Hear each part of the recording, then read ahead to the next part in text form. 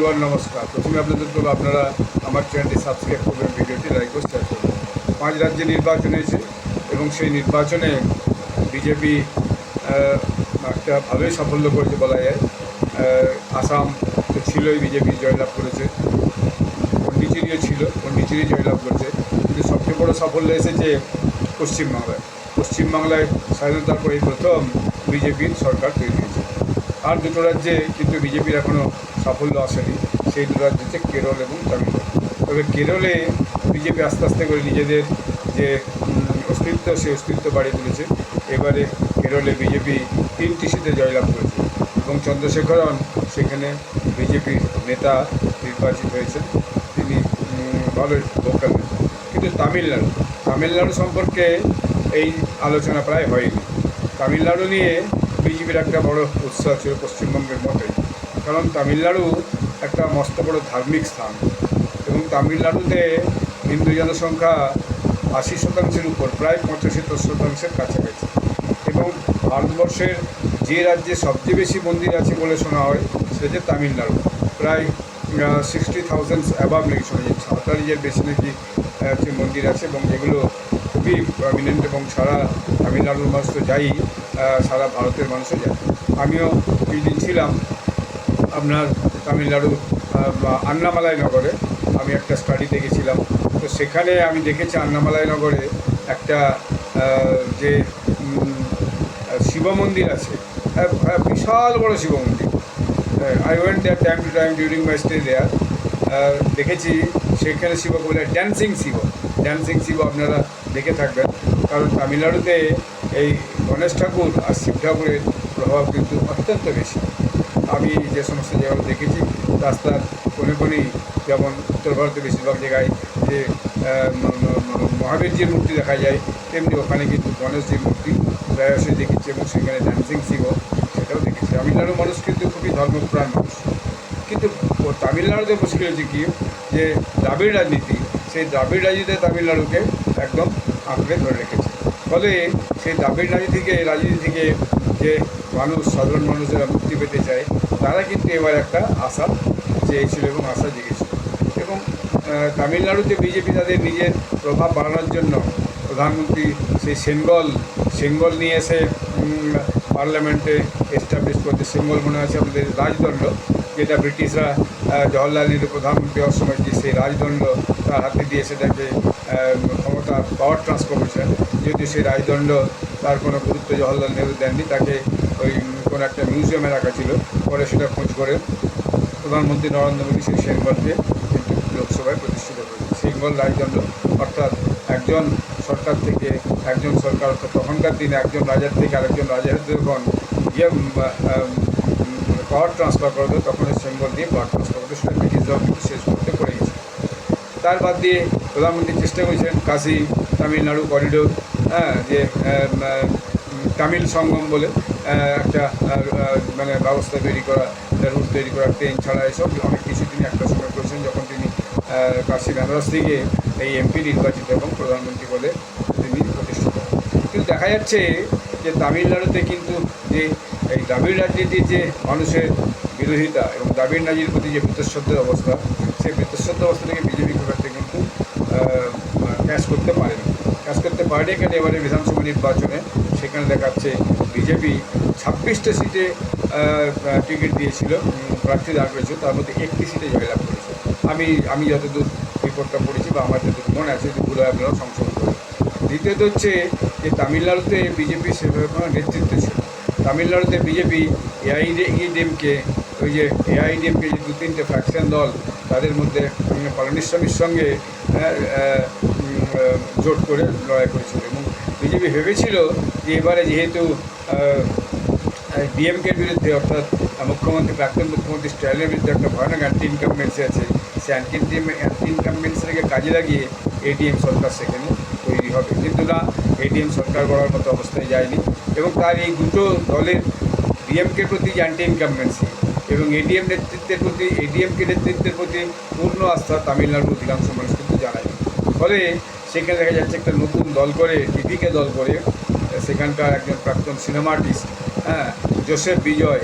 Chandrasekaran Joseph বিজয়, তিনি 107 seat পেয়ে সবচেয়ে বেশি সংখ্যক বিধানসভার আসন পেয়েছেন। তার সঙ্গে কংগ্রেস, সিপিএম, সিপিআই, অন্যান্য ছোটোখাটো দল, ভিকেসি, এসব দলগুলো মিলিয়ে একটা সরকার করেছে এবং সেখানে বিশ্বপিঠে মুখ্যমন্ত্রী হয়েছে। কিন্তু তার মানে ক্ষমতাটা খুবই ভঙ্গুর, কারণ যে কোনো সময় যদি একটা দুটো ছোটো দলই তার থেকে ছেড়ে চলে যায় তার পলিসির কারণে বা তার পলিসি ইমপ্লিমেন্টের কারণে, তাহলে পরে কিন্তু তার সরকার যে কোনো সময় ভেঙে পড়বে। কিন্তু তামিলনাড়ুতে বিজেপির এত সেটব্যাক হলো কেন, সেটাই মস্ত বড় প্রশ্ন। কারণ আগের নির্বাচনে দেখা গেছিলো, অর্থাৎ 2024-এর যে লোকসভা নির্বাচন দেখা গেছিলো, সেখানে কিন্তু বিজেপি 11% ভোট পেয়েছিল এবং বিজেপির একটা এক্সপেকটেশন ছিল যে হয়তো তামিলনাড়ুতে যে এআইএডিএমকের ভোট, সেই দুটো ভোট মিলে প্রায় 30, 35, 40-এর কাছাকাছি যেতে পারে, তাহলে কিন্তু এডিএমকে এবং বিজেপি মিলে আগামী দিনে সরকার করবে, এরকম একটা কিন্তু ধারণা ছিল। কিন্তু দেখা গেল সেই ধারণা কিন্তু বাস্তবায়িত হয়নি। আরেকটা বিষয় হচ্ছে যে এডিএমকে মানে বিজেপির তামিলনাড়ুতে নেতৃত্বের ব্যাপার। বিজেপি একটা সময় তামিলনাড়ুতে তুলে নিয়েছিলেন আন্নামালাইকে। আন্নামালাই একজন আইপিএস অফিসার, তিনি কর্ণাটক ক্যাডারে ছিলেন, সেখানে তিনি চাকরি করতেন, ওই এসপি টেসপি বা বড় একটা পুলিশের পদে ছিলেন। তো সেখান থেকে তিনি চাকরি ছেড়ে দিয়ে বিজেপিতে জয়েন করেছিলেন। তিনি কিন্তু তামিলনাড়ুতে ব্যাপক একটা বিজেপির প্রতি মানুষের ছাড়া কিন্তু জাগিয়ে তুলেছেন, যুব সমাজের প্রতিও একটা ভীষণ ছাড়া কিন্তু জাগিয়ে তুলেছেন। ফলে একটা সময় দেখা গেল যে বিগত নির্বাচনে তিনি নিজে লোকসভা ভোটে হেরে গেলেও কিন্তু একটা তামিলনাড়ুতে বিজেপির পক্ষে একটা আবহাওয়া কিন্তু তৈরি করেছিলেন। কিন্তু দেখা গেল কি বিজেপির কেন্দ্রীয় নেতৃত্ব সেই আন্নামালাইকে কিন্তু কোণঠাসা করে তুলে এবং কোণঠাসা করে তুলে তারা একটা পরীক্ষা চালাচ্ছিল হয়তো যে তামিলনাড়ুতে একটা স্পষ্ট ধারণা পেতে হবে যে এডিএমকের সাথে জোট করে বিজেপি ক্ষমতায় আসতে পারে কিনা, যেটা দেখা যাচ্ছে এখন এই মুহূর্তে সেটা ভুল হয়েছে। অর্থাৎ সেখানে যে সাফল্য আসার কথা সে সাফল্যটা আসেনি। যেভাবে পশ্চিমবাংলার শুভেন্দু অধিকারী নেতা হিসেবে তুলে ধরার সিদ্ধান্ত নিয়েছিল, সেভাবে কিন্তু আন্নামালাইকে তুলে ধরার সিদ্ধান্ত হয়নি এবং আন্নামালাইকে সেভাবে ক্ষমতা দেওয়া হয়নি। তাকে নেতৃত্বে একটু কোণঠাসা করেছে এবং তাকে নেতৃত্বে কোণঠাসা করার জন্য সবচেয়ে বড় কারণ যেটা সেটা হচ্ছে তামিলনাড়ুরই যে সমস্ত বিজেপি নেতারা আছে তারা। আমরা আন্নামালাই ছাড়া বিজেপি নেতার কারোর নাম শুনেছেন তামিলনাড়ুতে? আপনারা কেউ হয়তো শুনে থাকবেন না। যেমন স্টেট প্রেসিডেন্ট হচ্ছে নাইনার নাগেন্দ্র, তারপরে টিএল মুরগান, তারপরে আন্নামালাই, তারপরে রমা শ্রীনিবাসন, এসকে শেখর, ডক্টর তামিল সুন্দররাজন, তিনি একজন সিনিয়র লিডার এবং ফর্মার গভর্নর ছিলেন ডক্টর সুন্দররাজন, নাম করা ডাক্তারও একজন, বনিতা শ্রীনিবাসন, তিনি এমএলএ এবং স্টেট প্রেসিডেন্ট ছিলেন মহিলা মোর্চার। এর বাইরে এইচ রাজা, স্টেট এক্সিকিউটিভ কমিটি মেম্বার। কিন্তু এই যে নামগুলো, এর মধ্যে একমাত্র ওই ডক্টর তামিল সুন্দররাজন, তিনি গভর্নর ছিলেন, পরে তিনি পার্টির দায়িত্বে এসেছিলেন, তাকে 2-4 জন ছেলে, বাদবাকি কিন্তু বনিতা শ্রীনিবাসনকে এইখানে ছিলেন যেহেতু তিনি ন্যাশনাল প্রেসিডেন্ট ছিলেন মহিলা মোর্চার, বাদবাকি কিন্তু বাকি এই যে নরেন্দ্রন বলুন, মুরগান বলুন, এদিকে কিন্তু সেভাবে তাদের পরিচিতি সর্বভারতীয় ক্ষেত্রে একদমই না, কিন্তু আন্নামালাইয়ের একটা সর্বভারতীয় পরিচিতি ছিল। সেখানে বিজেপি নেতৃত্বে হয়তো ভুল হয়েছে, আন্নামালাইকে সাইড করে দিয়ে কোণঠাসা করে দিয়ে এডিএমকে, কারণ আন্নামালাই চেয়েছিল এককভাবে বিজেপি লড়াই করবে। এখন যেটা বোঝা যাচ্ছে যে আন্নামালাই আগামী দিনে যে ভবিষ্যৎবাণীটা করছেন যে এককভাবে জিতলে আমাদের সাফল্য বেশি আসবে, দেখা যাচ্ছে সেটাই অনেক ক্ষেত্রে একটা সম্ভাবনার দিকটা কিন্তু নষ্ট হয়ে গেছে। এবং এআইএডিএমকের সঙ্গে জোট করতে যে জোট করার জন্য, কারণ আন্নামালাই কোনোভাবেই চাইনি এআইএডিএমকের সাথে জোট করার জন্য, জোট করে যে সাফল্যটা আসেনি সেটা এখন পাওয়া যাচ্ছে। এখন যেটা বিজেপির বিচার চলছে বলে এখন বাজারে খবর এসেছে, বিভিন্ন সংবাদপত্রে খবর এসেছে যে আন্নামালাইকে আবার পুনরায় মানে একটা সক্রিয় ভূমিকায় দেখা যাবে। আমি বেশ কয়েকটা পরশু থেকে একটা ভিডিও এবং খবর করছি, তাতে আন্নামালাইকে সম্ভবত তাকে রাজ্যসভায় নিয়ে আসা হবে এবং তাকে এরপরে তামিলনাড়ুর দায়িত্ব দেওয়া হবে। অর্থাৎ এখন থেকে বিজেপি নেতৃত্ব আবার দেখা যাচ্ছে যে আন্নামালাইকে গুরুত্ব দিয়ে সামনে নিয়ে আসার চেষ্টা করছে। কারণ এবারের ভোটে বিজেপি মাত্র 3% ভোট করেছে, লেস দ্যান 3%, 2.9% ভোট করেছে। এখানে 11% ভোট করেছিল 2024 সালের লোকসভা নির্বাচনে বিজেপি, সেখানে নেমে এসেছে মাত্র 2.9%, 3% নেমে এসেছে। এটা বিজেপির কাছে একটা সেটা বিজেপির নেতৃত্ব সেটা মূল্যায়ন করেছেন, করে বুঝেছেন এবং শোনা যাচ্ছে কথাটা সত্যি হয়ে যায় না, আগামী দিনে বই যাবে যে আন্নামালাইকে রাজ্যসভায় নিয়ে আসা হতে হবে এবং তাকে তামিলনাড়ুর দায়িত্ব দেওয়া হবে। এবং বিজেপি এখন 2029-এর যে লোকসভা নির্বাচন, সেদিকে তামিলনাড়ুর দিকে চোখ রাখছে। তারপরে 31 সালে তামিলনাড়ুতে বিধানসভা নির্বাচনে তার দিকে চলে গেছে। কে আন্নামালের বয়স কম, বোধ হয় 40-42 বছর বয়স আমি যতদূর শুনেছি। তো ফলে তার উপর এরপর বর্ষপর তাকেই বেশি বেশি দায়িত্ব দিয়ে হয়তো আগামী দিনে তামিলনাড়ুর রাজ্যে নতুন একটা পরিবর্তন আনা হবে। কারণ কে আন্নামালাই তামিলনাড়ুতে একটা পদযাত্রা শুরু করেছিলেন, সেই পদযাত্রাতে তিনি প্রায় তামিলনাড়ুর সমস্ত জেলা করেছিলেন, তাতে ব্যাপক সাড়া পড়েছিল। তো ফলে এখন বিজেপি নেতৃত্বের মনে হয়েছে যে না, কে আন্নামালাইকে দায়িত্ব দিলে হয়তো আগামী দিনে তামিলনাড়ুতে বিজেপির সাফল্য আসবে। কারণ দাক্ষিণাত্যে বিজেপির একটা সেটব্যাক, কেরালায় ওখানে আসেনি, এবারেও আসতে পারেনি। তবে হ্যাঁ, এবারে অ্যাসেম্বলিতে পদার্পণ করেছে।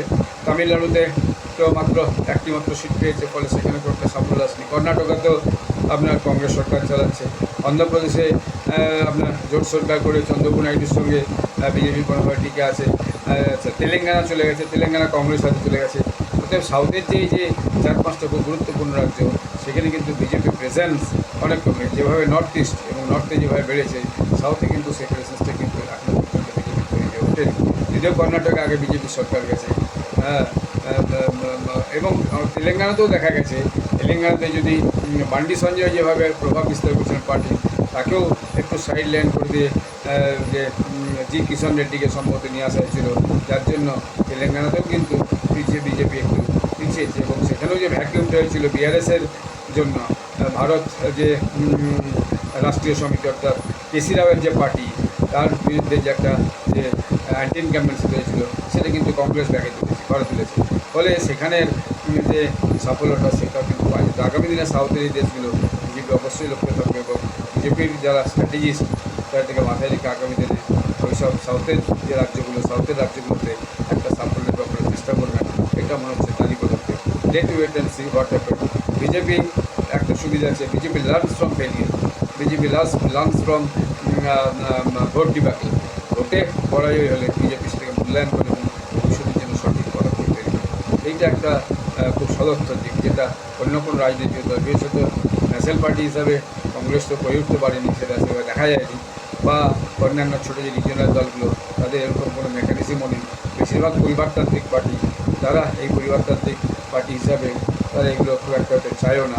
কিন্তু বিজেপি নেতৃত্ব ব্যাপারটাকে যে টেক ইনটু অ্যাকাউন্ট করেছে, যখন বিষয়টাকে নিয়ে ভাবছেন, আগামী দিনে নিশ্চয়ই সাউথের যে রাজ্যগুলো, সেই রাজ্যগুলোতে বিজেপির সাফল্য আসবে। এবং তামিলনাড়ুতেও কে আন্নামালাইকে যদি দায়িত্ব দেন এবং কে আন্নামালাইকে যদি রাজ্যসভায় নিয়ে আসেন, তাহলে পরে হয়তো দেখা যাবে কে আন্নামালাই, বা যদি শুধু তামিলনাড়ুর দায়িত্ব দেন স্টেট প্রেসিডেন্ট হিসাবে বা কোনো বিশেষ পদ দিয়ে।